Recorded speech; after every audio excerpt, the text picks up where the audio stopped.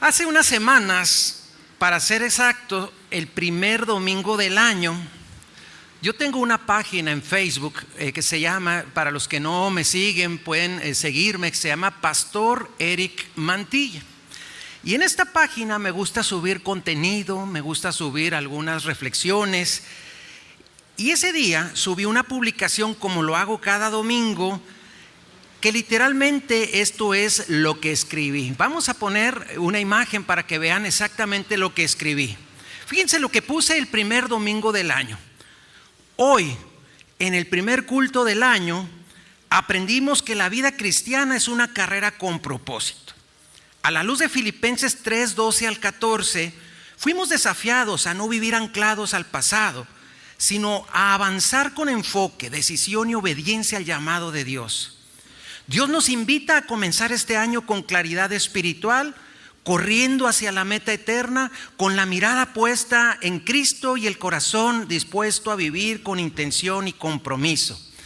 Que este 2026 sea un año para proseguir a la meta. A mí me gustaría que usted dijera, qué bonito, pero no lo puedo decir yo, ¿verdad? Pero la verdad es de que este mensaje es un mensaje normal.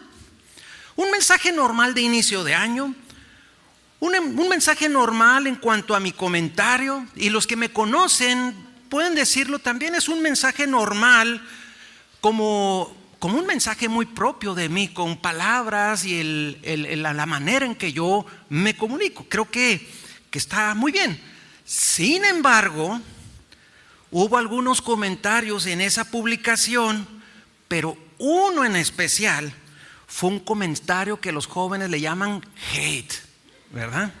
Es decir, un comentario acusatorio hacia mi persona, y se los voy a poner con todo y nombre, ¿sí? Literalmente dice así el mensaje. Ahí vean, vamos a poner, a los de la radio sí no les voy a decir el nombre, pero con faltas de ortografía y todo tal como está. Dice, claro que es una carrera, dijo, sobre todo si te gusta sacarle dinero a la gente creyente.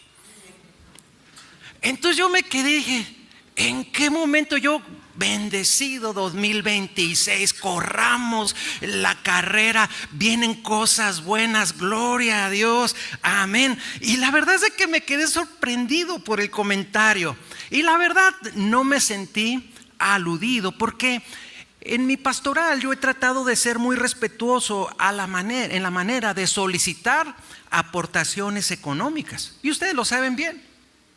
Desde luego aquí levantamos ofrenda, pedimos a veces para algunos proyectos especiales, pero nunca, ¿verdad? Nunca se manipula, nunca se les pone, ¿verdad? Tienen que, siempre voluntariamente las personas aportan. Ustedes lo saben bien.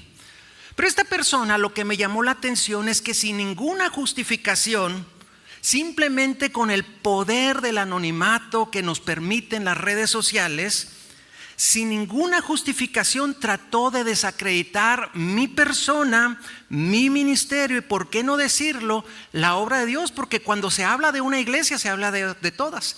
Cuando se habla de un pastor se habla de todos. Cuando se habla de un cristiano se habla de todos. ¿Cuántos han escuchado a alguna persona decir, es que los cristianos son hipócritas? Espérame, yo soy cristiano y yo no soy hipócrita, podríamos nosotros decir.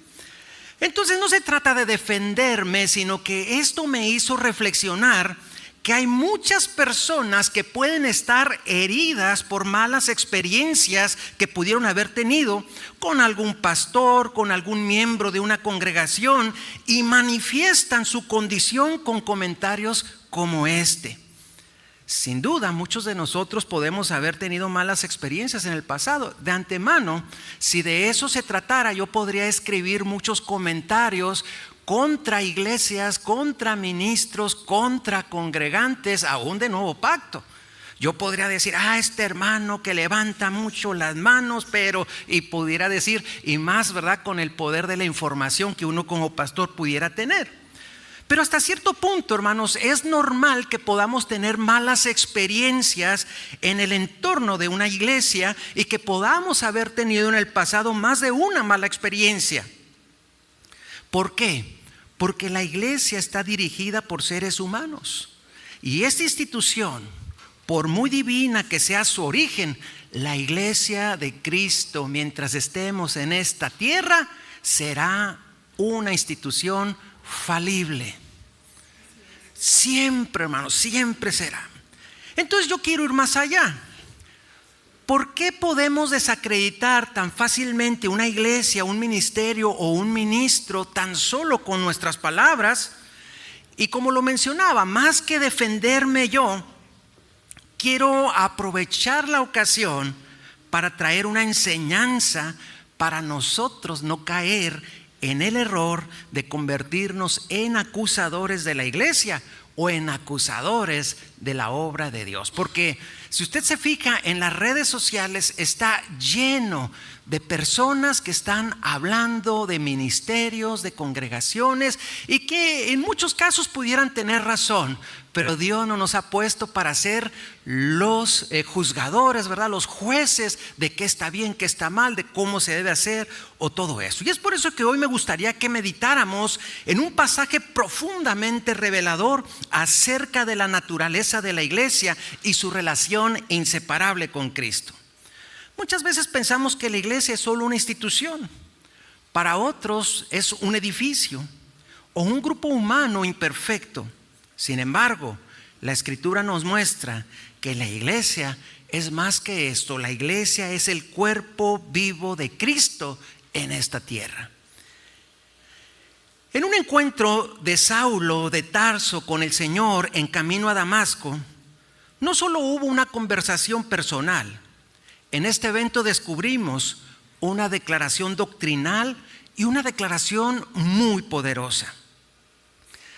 El Señor Jesús le dijo a Pablo: perseguir a la iglesia es perseguirme a mí mismo. Entonces, cuando nosotros conocemos este principio va a transformar nuestra manera de hablar, nuestra manera de servir, nuestra manera de relacionarnos con el pueblo de Dios. El día de hoy vamos a aprender sobre esta verdad que puede cambiar nuestra manera de ver a la iglesia de Cristo. El tema de hoy le he titulado así: una enseñanza en el camino. Y vamos a Hechos capítulo 9, precisamente al relato de la conversión del apóstol Pablo, y dice de la siguiente manera: mientras tanto, Saulo, respirando aún amenazas de muerte contra los discípulos del Señor, se presentó al sumo sacerdote y le pidió cartas de extradición para las sinagogas de Damasco. Tenía la intención de encontrar y llevarse presos a Jerusalén a todos los que pertenecieran al camino, fueran hombres o mujeres. En el viaje sucedió que, al acercarse a Damasco, una luz del cielo relampagueó de repente a su alrededor. Él cayó al suelo y oyó una voz que le decía: Saulo, Saulo, ¿por qué me persigues? ¿Quién eres, Señor?, preguntó. Yo soy Jesús, a quien tú persigues, contestó la voz. Levántate y entra en la ciudad, que ahí se te dirá lo que tienes que hacer. Bueno, yo quiero hablar en primer lugar del encuentro de Saulo con Cristo. Antes de ser ese gran apóstol que nosotros conocemos, Pablo era conocido como Saulo de Tarso. ¿Quién era él? Él era un fariseo celoso que consideraba que los cristianos eran una amenaza para la pureza del judaísmo. Con la influencia que él tenía, por ejemplo, él había sido alguien que aprobó la muerte de Esteban unos días atrás. Y luego emprendió una persecución sistemática contra todos aquellos que profesaran la fe cristiana. Notemos algo importante.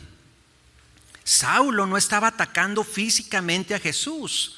Él estaba atacando a los creyentes. Sin embargo, como pudimos observar en el relato de inicio, el Señor se identifica totalmente con su iglesia. Y tal como lo leímos en Hechos capítulo 9, versículo 4, el Señor le cuestionó: Saulo, Saulo, ¿por qué me persigues? Saulo pensaba que él estaba defendiendo a Dios, pero en realidad Saulo estaba atacando la obra de Dios. Estaba atacando a los creyentes en ese tiempo en especial, que era un tiempo en el cual Dios les había encomendado algo. Y aquí encontramos una verdad central. Nuestro Señor Jesús, recuérdelo, se identifica con su iglesia. El Señor Jesús no dijo: ¿por qué persigues a mis seguidores? ¿Por qué persigues a los que yo les hablé? No, Él dijo: ¿por qué me persigues? Y cuando nosotros dimensionamos esta frase, no, hombre, hermanos, tiene otro sentido totalmente diferente, ya que esto revela una unión espiritual profunda entre Cristo y su iglesia. La iglesia, como lo hemos mencionado, no es y no será perfecta mientras esté en esta tierra, pero la iglesia lo que sí es que es propiedad de Cristo. Y como es propiedad de Cristo, aún con sus imperfecciones, Él la ama, la compró con su sangre y se siente afectado por lo que se hace contra ella. Está como cuando nosotros tenemos un hijo y si nuestro hijo es malcriado, ¿no? Y nos dan quejas, oiga, su hijo es malcriado y todo, y al final te cuentas que decimos, pues sí, pero ¿qué decimos? Pero es mi hijo, ¿verdad? A pesar de lo que sea, ¿verdad? Es mi hijo. Y esto nos lleva a lo segundo. Me gustaría que pudiéramos entonces, viendo la relevancia de este suceso, que pudiéramos ver algunas verdades espirituales reveladas en este encuentro. Porque este pasaje no solo narra una conversión histórica, este pasaje establece principios eternos sobre cómo Dios ve a su iglesia y cómo nosotros debemos relacionarnos con ella, y esa es la enseñanza. Esta enseñanza no tiene el objetivo de que usted me defienda a mí o a alguien más, pero que más bien nosotros aprendamos la relevancia que tiene el abstenernos de atacar o perseguir a la iglesia de Cristo. Hoy hay muchos creyentes que dicen amar a Cristo, pero critican. Aman a Cristo, pero murmuran. Aman a Cristo, pero atacan a la iglesia. Y este texto corrige esta contradicción espiritual. Me gustaría que aprendiéramos rápidamente 4 principios que podemos obtener de este relato que leímos. En primer lugar, Cristo y la iglesia son inseparables. Este es el primer principio. El Señor Jesús, como lo hemos mencionado, se identifica plenamente con su pueblo. Y esto no es una metáfora ligera, sino una realidad espiritual profunda. La Escritura enseña que la iglesia es el cuerpo de Cristo, dice Él es la cabeza. Si lo vemos en Efesios capítulo 1, versículos 22 y 23, dice de la siguiente manera: y sometió todas las cosas bajo sus pies y lo dio, refiriéndose a Jesús, y lo dio por cabeza sobre todas las cosas a la iglesia, la cual es su cuerpo, la plenitud, y esto es muy importante, la plenitud de aquel que todo lo llena en todo. Es decir, que si Cristo está en esta tierra es a través de su iglesia. Por eso Él nos ha dado dones, llamados, ¿verdad? El fruto para que nosotros le representemos dignamente. Pero dice que somos la plenitud, es decir, la totalidad de Cristo está a través de la iglesia. Por lo tanto, lo que se hace contra el cuerpo afecta directamente a la cabeza. Por eso el Señor Jesús le decía: Saulo, ¿por qué me persigues? Entonces, atacar la iglesia es atacar algo que le pertenece al Señor, algo que Él compró con su propia sangre. Entonces no estamos hablando solo de una institución humana. Hay muchas instituciones humanas que son instituciones buenas, ¿verdad? A lo mejor ahora en el mes de la mujer, el Instituto de la Mujer. Qué bueno que haya un instituto. El DIF, Desarrollo Integral de la Familia. Qué bueno que haya una institución que esté a favor de las familias, que apoya a las familias. Pero la iglesia es más que esas instituciones. La iglesia, hermanos, es una comunidad redimida que tiene una unión vital con Cristo. Por eso no podemos decir, porque sería una total incongruencia decir amo a Cristo pero no amo a la iglesia. Hay muchas personas que hoy día no se congregan, tal vez porque están heridas, tal vez porque tuvieron malas experiencias. Dicen: aquí Dios y yo en mi casa, Dios y yo en mi cuarto, pero yo no quiero tener nada con la iglesia. Eso es una gran incongruencia. Es como si usted dijera: amo a mi esposa, amo su cara. No, pero quiero solo la pura cabeza. Sería, ¿cómo se imagina tener la pura cabeza ahí colgando? No sé, es una incongruencia. O lo ama completo o no lo ama. Pero aquí el punto es, hermanos, que debemos decir: amo a Cristo y amo lo que Cristo ama. Amo a Cristo y amo su cuerpo. Bíblicamente, el no amar a la iglesia es incoherente porque el amor a Cristo necesariamente se expresa en amor, honra y compromiso con su cuerpo. ¿Cómo podemos ofrendar a Dios dinero, hermanos? Trayéndolo a la iglesia. ¿Cómo podemos servir a Dios? Sirviendo en las asignaciones de la iglesia. Y alguien dirá, no, yo fuera de la iglesia, fuera de las cuatro paredes, sí, pero la asignación de predicar el evangelio en todo el mundo se le dio a la iglesia. O sea, en el contexto de la iglesia es que podemos dar, amar, servir, estar en la presencia de Dios.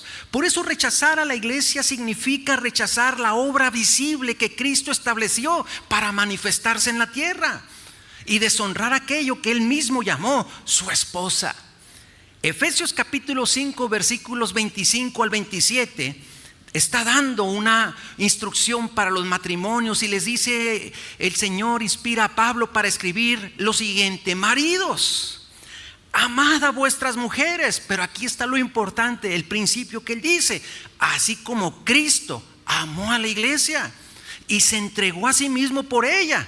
¿Y qué hizo Cristo con la iglesia? Bueno, dice: para santificarla, habiéndola purificado en el lavamiento del agua por la palabra, a fin de presentársela a sí mismo una iglesia gloriosa, que no tuviera mancha, ni arruga, ni cosa semejante, sino que fuese santa y sin mancha. Y muchos dirán: a ver, ¿y dónde está esa iglesia?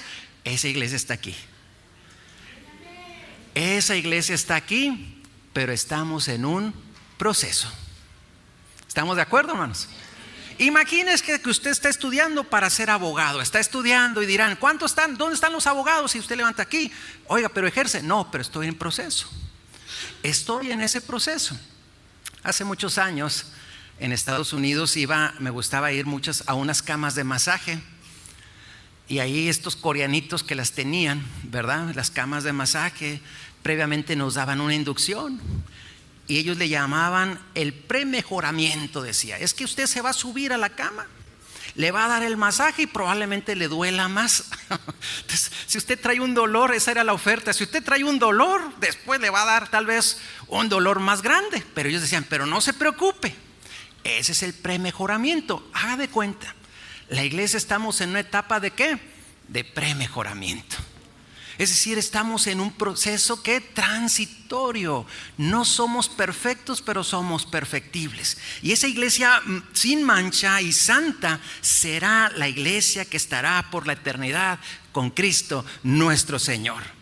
Entonces, amar a Cristo por consecuencia es amar, cuidar y edificar a su iglesia. Segundo principio: perseguir la iglesia puede hacerse de formas sutiles, hermanos. No todos levantan cárceles contra los creyentes como lo hizo Saulo, pero hoy se puede perseguir a Cristo en maneras más sutiles y socialmente aceptadas. Podemos estar persiguiendo a la iglesia cuando murmuramos contra la iglesia. Es una manera de perseguirla. Segundo, cuando desprestigiamos a líderes y ministros. Tercero, cuando criticamos destructivamente sin amor ni edificación. Y cuarto, cuando sembramos división con comentarios y rumores. Cuando hacemos todo esto, estamos dañando la unidad del cuerpo de Cristo. Estas acciones, aunque no parezcan violentas externamente, tienen un impacto profundo en la vida espiritual de la congregación. ¿Cuántos han escuchado este versículo que dice: la fe viene ¿por qué? Por el oír. ¿El oír qué? La palabra de Dios. Pero también cuando alguien murmura, es el oír, y no es entonces que proviene ahora un resultado o que produce un resultado de fe. Así como la fe viene por el oír la palabra de Dios, el enfriamiento, el desánimo o la antife viene del oír murmuración. Entonces, la murmuración, ¿qué hace? La murmuración debilita la fe colectiva. La crítica destructiva desalienta el servicio y la división abre puertas a la obra del enemigo. Entonces, cada palabra cargada de juicio, de desprecio o resentimiento contra el cuerpo de Cristo hiere el corazón del Señor, porque Él se identifica con su pueblo. Así, la persecución no será frontal ni evidente. Muchas veces se manifiesta con actitudes, con comentarios en privado, con publicaciones en redes o conversaciones que minan la honra y la confianza en la iglesia. El creyente debe examinar su corazón para no convertirse, sin darse cuenta, en un opositor de la obra que Dios mismo está edificando entre nosotros, en nuestra ciudad, o por qué no decirlo, en el mundo. Tercer principio: la ignorancia espiritual no justifica el daño. Y así como Saulo perseguía a la iglesia convencido de que servía a Dios, él tenía un celo religioso. Es decir, Saulo no estaba diciendo, soy enviado del diablo para perseguir a los cristianos. No, él tenía un celo religioso, él tenía formación teológica y tenía una convicción intensa, pero estaba equivocado en su discernimiento espiritual. Él creía servir a Dios persiguiendo a la iglesia. Y esto nos enseña que alguien puede tener buenas intenciones o puede tener una pasión religiosa y aún así oponerse a la obra del Espíritu Santo. Entonces, la ignorancia espiritual no elimina las consecuencias del daño causado. Y yo creo que todos en alguna ocasión hemos criticado a la iglesia o hemos criticado a algún hermano. Por eso, hermanos, tenemos que ser muy cuidadosos.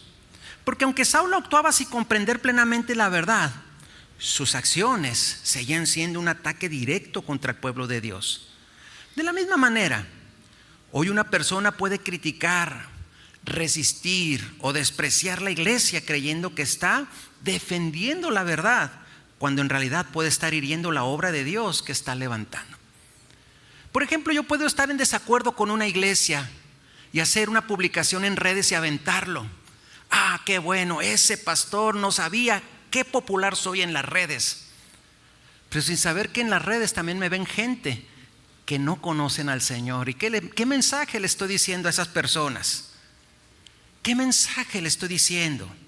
Por eso necesitamos discernimiento espiritual, humildad y temor de Dios. Humildad para reconocer que no lo sabemos todo. Humildad para reconocer que también nosotros nos podemos equivocar.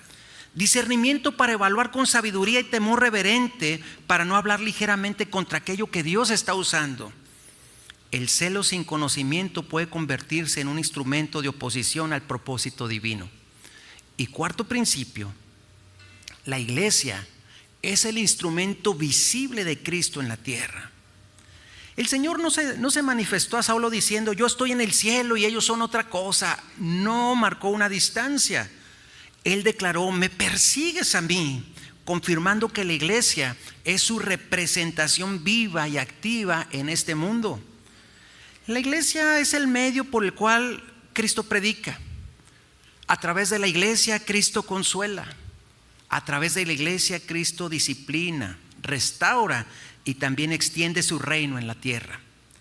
Esto implica que el trato que damos a la iglesia entonces refleja nuestro entendimiento que tenemos de Cristo mismo. ¿Qué tenemos que hacer? Tenemos que honrarla, servirla y edificarla, y de esta manera cooperar con el plan de Dios.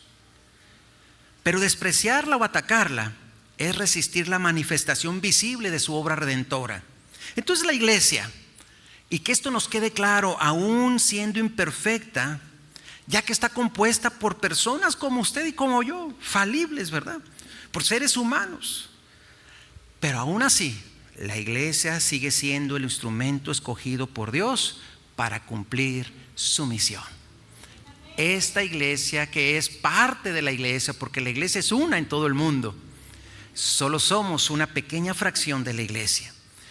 Y la iglesia es el lugar donde se predica el evangelio, donde se forman discípulos y donde se manifiesta la presencia de Dios en comunidad. Por ello, debemos verla no solo con los ojos humanos, sino con una perspectiva espiritual. O sea, usted no vea a la iglesia como si fuera el DIF o si fuera el Instituto de la Mujer o los Rotarios, que qué bonito que haya todo ese tipo de cosas. Organizaciones que son están tan a favor, ¿verdad?, de la sociedad. Pero usted no tiene que verlo como una institución así, tiene que verlas con una perspectiva espiritual, como el cuerpo activo de Cristo en el mundo, llamado a reflejar su carácter y a extender su salvación. Y esto nos lleva al tercer punto. Nuestra respuesta práctica ante esta verdad, ¿cuál debe de ser? Este mensaje nos confronta personalmente.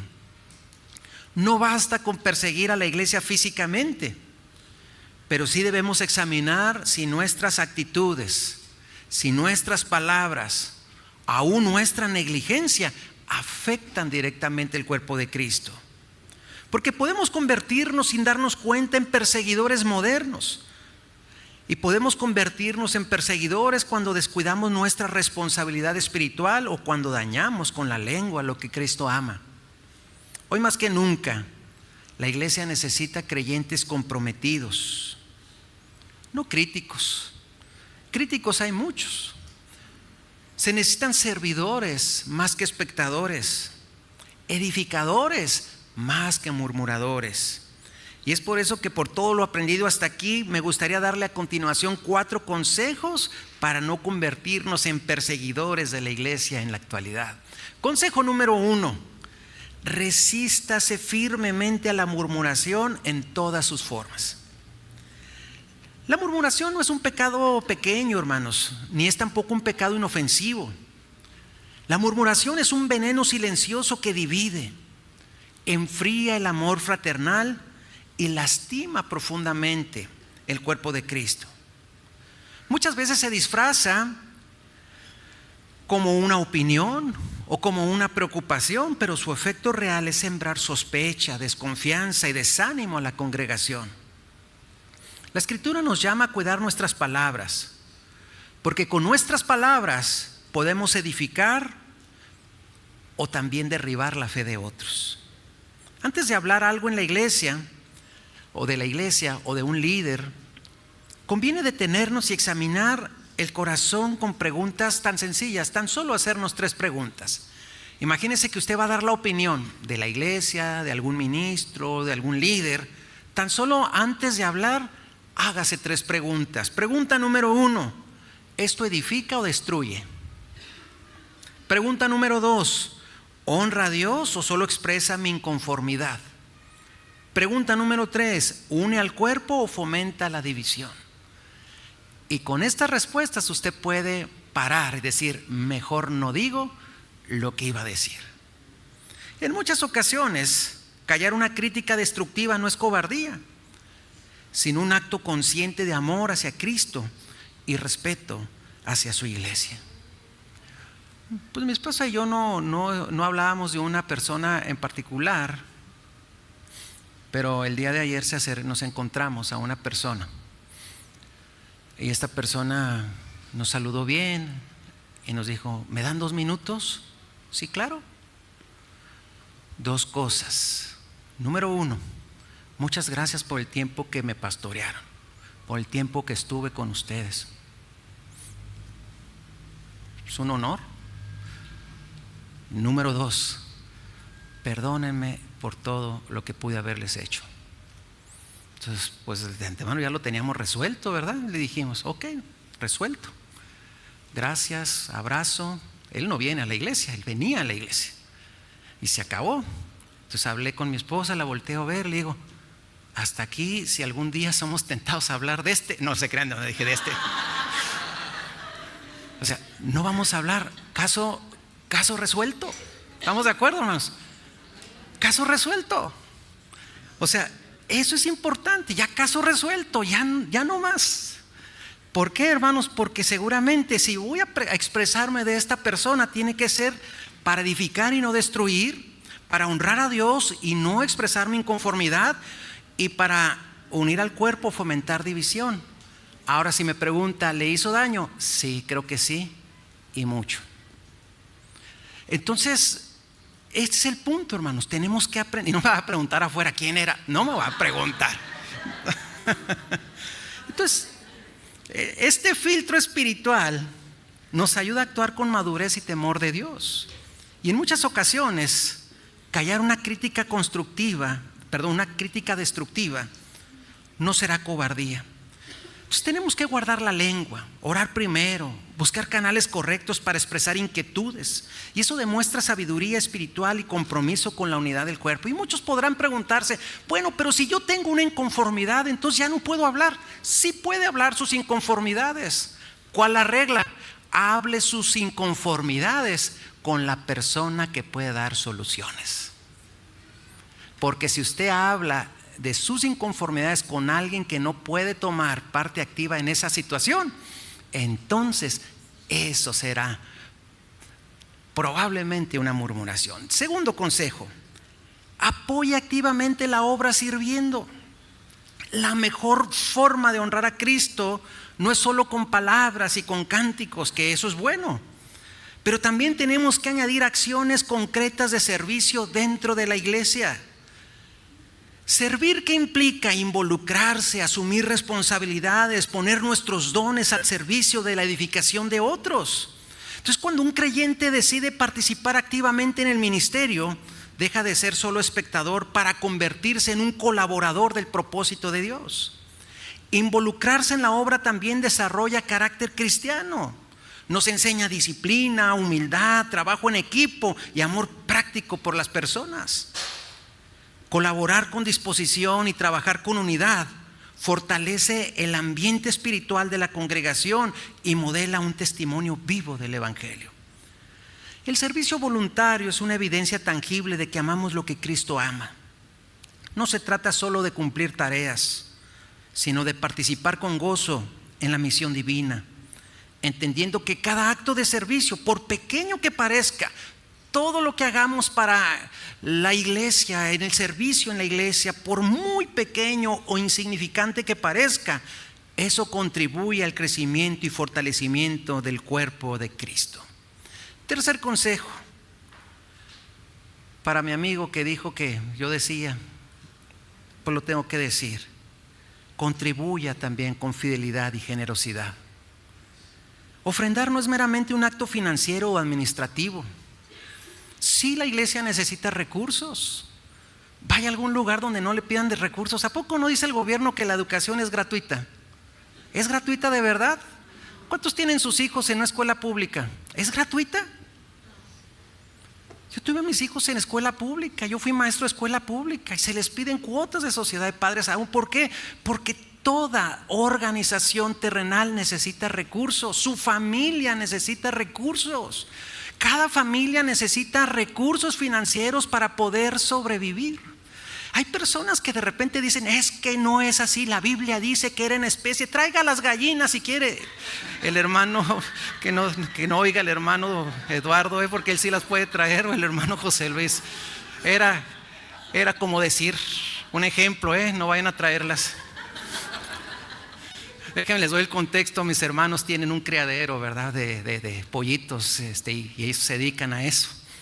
Pero imagínense, llegó el domingo, ahí viene una vaca y vienen unas rejas de manzana y todo. O sea, en este mundo, hermanos, también antes había trueque y ya no hay. Ahora hay tarjetas de crédito, tarjetas de débito, monedas, billetes y todo eso. Lo mismo que ha cambiado la sociedad, ha cambiado para la iglesia. Y en la iglesia hemos adoptado, usted puede traer dinero en efectivo, puede hacer una transferencia, puede pagar con tarjeta de débito y es lo más normal, porque yo tampoco ando vestido como túnicas del siglo I. O sea, es que hemos avanzado y la iglesia no puede quedarse allá. Traiga una chiva. Yo creo que es más difícil para usted si no viene a veces sin nada, venir cargando la chiva. Pero necesitamos aportar, hermanos. No, pero más allá de que la iglesia necesita, porque aquí nunca les decimos den porque necesitamos. Y le quiero decir una cosa, han pasado etapas donde realmente hemos necesitado y ni así le hemos pedido. Nunca le hemos dicho, hermanos, no hay para pagar la luz, que ha habido días que no ha habido para pagar la luz. Y aún así el Señor ha sostenido la obra. Nunca hemos pedido por necesidad, porque Dios la sostiene. Porque hemos entendido que es más que un acto administrativo, es un acto espiritual que expresa la fe, expresa la gratitud y expresa el compromiso con la misión de la iglesia. La fidelidad en las contribuciones refleja un corazón alineado con los propósitos del Señor. La generosidad además rompe con el egoísmo y fortalece la visión colectiva del reino. Entonces, cuando damos con alegría y convicción, participamos activamente en la predicación del Evangelio, el sostenimiento de ministerios y la atención de necesidades dentro y fuera de la congregación. Así cada ofrenda se convierte en una semilla espiritual que respalda lo que Dios está edificando en medio de nosotros. No se trata solo de sostener estructuras, sino de impulsar vidas transformadas, familias restauradas y almas alcanzadas para Cristo. Y cuarto consejo: comparte y promueva lo que la iglesia produce. Si usted se mete a las redes sociales, va a encontrar muchas opiniones contra la iglesia. Y digo no nuestra iglesia, o sea, la iglesia en general. En este tiempo digital podemos hacer un contrapeso. ¿Y por qué no empezar a compartir enseñanzas, predicaciones, contenidos edificantes que se han convertido en una forma poderosa y actual de apoyar el avance del Evangelio? Las redes sociales y los medios de comunicación son herramientas que pueden amplificar el mensaje de Cristo y llevar esperanza a personas que tal vez nunca entrarían físicamente en un templo. Ahora mismo, esta predicación a través de Facebook está llegando a todo el mundo. También esta predicación en YouTube llegará a personas que nunca hubiéramos imaginado que estuvieran aquí. Esta predicación, este mensaje, a través del radio no solamente está llegando a la ciudad, sino a través de una aplicación que tiene un gran alcance de la estación de radio. Puede estar llegando a países que no nos hubiéramos imaginado que puede llegar. Tenemos que aprender, hermanos, a compartir lo que Dios quiere que compartamos. En este tiempo digital, poder nosotros hacer lo mismo. Entonces, cuando nosotros promovemos lo que la iglesia produce, estamos extendiendo también el alcance de la palabra y participando en la misión evangelizadora desde nuestro propio espacio de influencia. Cada publicación compartida con una intención espiritual puede convertirse en un canal de edificación, puede convertirse en un canal de consuelo y pueda convertirse en dirección para alguien que lo necesita. Me llamó la atención haber recibido un mensaje en estos días. Este mensaje se lo leo y dice, sin mencionar el nombre desde luego, dice: muy buenas noches, Pastor Eric. He tenido la bendición de escuchar muchas de sus cápsulas de reflexión en la radio. Me gustó muchísimo en donde habla de Pedro y su debilidad al negar al Señor Jesús y cómo Dios lo perdona y lo hace pasar por un proceso de restauración. Le agradezco me diga, por favor, dónde puedo escuchar todas sus reflexiones y conservarlas y compartirlas a más personas. Muchas gracias y que Dios lo siga usando en este medio de la radio. ¿Quiere que le diga un secreto? Grabar las cápsulas a veces es muy complicado. Deje usted grabarlas, diseñarlas. Deje usted diseñarlas, saber qué historia. Y cuando yo veo esto, digo, híjole, qué bendición. Vale la pena esforzarse. Vale la pena hacerlo. Ahora, este es solo un ejemplo.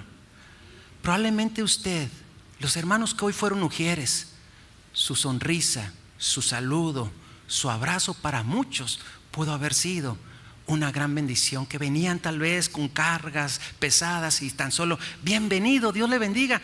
Eso causa una gran diferencia. El hecho de ver el grupo de alabanza aquí ministrando, el hecho de no sé, para los niños que estén ahorita en sus clases, es decir, todo lo que hagamos por el Señor, lo que compartamos, lo que hagamos para Dios, puede ser significativo para todos. Entonces, en lugar de difundir críticas, rumores o contenidos que generen confusión, cambiemos la estrategia. Cambiemos la estrategia, difundamos luz. Difundamos verdad, difundamos edificación, y de esta manera nuestras plataformas personales se transformarán en instrumentos de bendición, alineados con el propósito de Cristo de edificar y fortalecer a su iglesia en medio del mundo. ¿Cuántos dicen amén? A manera de conclusión, quiero decirle que el encuentro de Saulo con Cristo nos deja una verdad contundente. La iglesia es tan cercana al corazón de Jesús que Él toma como personal todo lo que se hace en contra de ella. Y hoy el Señor sigue preguntando: ¿por qué me persigues? Cada vez que murmuramos, que criticamos destructivamente o somos negligentes en nuestras responsabilidades espirituales, afectamos el cuerpo de Cristo.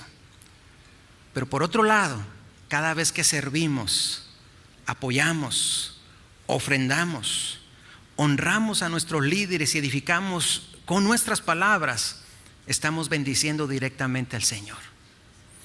Así como cuando hacemos algo malo contra la iglesia, el Señor podrá decirnos: ¿por qué me persigues? También cuando hagamos algo bueno para la iglesia, para los hermanos, para los liderazgos, el Señor también puede decir: ¿por qué me lo das? Qué bueno que me lo das. Qué bueno que tu servicio es para mí. Por lo tanto, hermanos, que hoy podamos nosotros cambiar nuestra manera de pensar. Convirtámonos en defensores y edificadores de la iglesia, recordando siempre que cuando honramos a la iglesia, estamos honrando a Cristo mismo. ¿Cuántos dicen amén? Póngase de pie, por favor.